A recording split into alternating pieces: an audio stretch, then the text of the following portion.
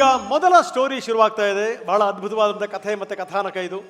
ಯಾರ ಭಯವೂ ಇಲ್ಲದೇ ಜನ ಲೂಟಿಗೆ ನಿಂತು ಬಿಡ್ತಾರೆ ಅನ್ನಲಿಕ್ಕೆ ಒಂದು ಬೆಸ್ಟ್ ಎಕ್ಸಾಂಪಲ್ ನೋಡಿ. ATMಗಳಿಗೆ ವೆಹಿಕಲ್ಗಳಲ್ಲಿ ತಗೊಂಡೋಗಿ ಹಣ ತುಂಬುತ್ತಾರೆ, ನಿಮಗೆ ಗೊತ್ತಿದೆ. ಆ ವೆಹಿಕಲನ್ನು ಅಡ್ಡಗಟ್ತಾರೆ, ಲೂಟಿ ಮಾಡ್ತಾರೆ.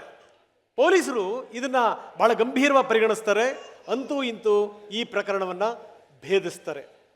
ಈ ಪ್ರಕರಣವನ್ನ ಭೇದಿಸಿದಂತಹ ಪೊಲೀಸರಿಗೆ ದೊಡ್ಡ ಸೆಲ್ಯೂಟ್ ಬರಲೇಬೇಕು. ಒಂದು ದೊಡ್ಡ ಚಪ್ಪಾಳೆಯ ಮೂಲಕ ಇದೀಗ TV9 ಸೆಲ್ಯೂಟ್ ಗೌರವವನ್ನ ಸ್ವೀಕರಿಸಲು ACP ನಾರಾಯಣ ಸ್ವಾಮಿ ಅವರು, police inspector Mohan D Patel, police sub inspector Hariprasad, police sub inspector Sharath Nayak ಹಾಗೂ ಹೆಡ್ ಕಾನ್ಸ್ಟೇಬಲ್ ನಾಗರಾಜು ಅವರು ವೇದಿಕೆ ಮೇಲೆ ಬರಬೇಕು ಅಂತ ಮನವಿ.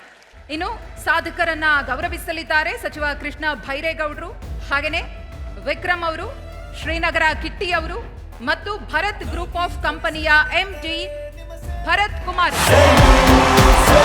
ನೋಡಿ, ಪೊಲೀಸ್ ಇಲಾಖೆ ಅನ್ನುವಂಥದ್ದು ಟೀಮ್ ವರ್ಕ್, ಇಡೀ ತಂಡ ಇದೆ. ತಂಡದ ಪರವಾಗಿ ಇವರು ಪ್ರಶಸ್ತಿಯನ್ನು ಸ್ವೀಕಾರ ಮಾಡ್ತಾ ಇದ್ದಾರೆ.